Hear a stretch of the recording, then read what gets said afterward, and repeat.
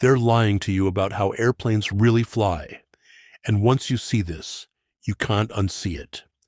Airlines claim a single jet burns up to 60,000 gallons of fuel, but that number doesn't hold up, and I'm going to show you why. Let's start with the Airbus A380. According to official specifications, each wing can hold roughly 38,000 gallons of fuel. Now pause for a second, because this container right here holds 10,000 gallons.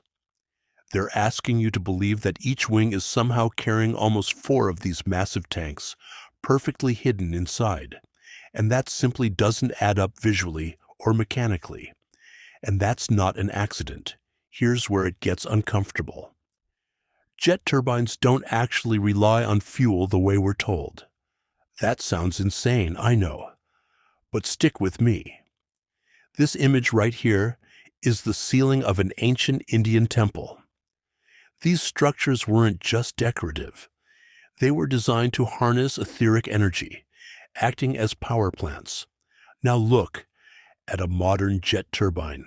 Same geometry, same spiral flow, same function, different explanation.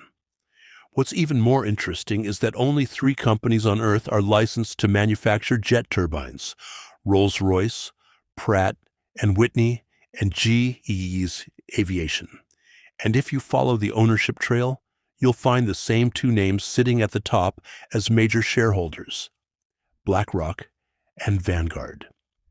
If you wanted to hide how something truly works, control the blueprints, control the manufacturers, and bury the original source, this would be the way to do it.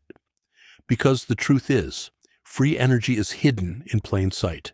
As altitude increases, atmospheric energy increases. This is measurable. That energy is what ancient civilizations called the ether, an element that was once on the periodic table before it quietly disappeared. Nikola Tesla was tapping into this exact energy. That's why old world buildings were topped with copper and gold-plated roofs, antennas, and spires. They weren't decorative. They were collectors. This is how the old world powered itself. Now go back to jet turbines.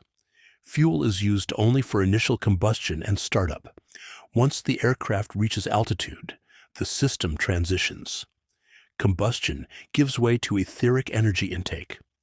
That's why jets don't roar endlessly at cruising altitude. They hum. That's why they release water vapor, not black smoke. And that's why airports don't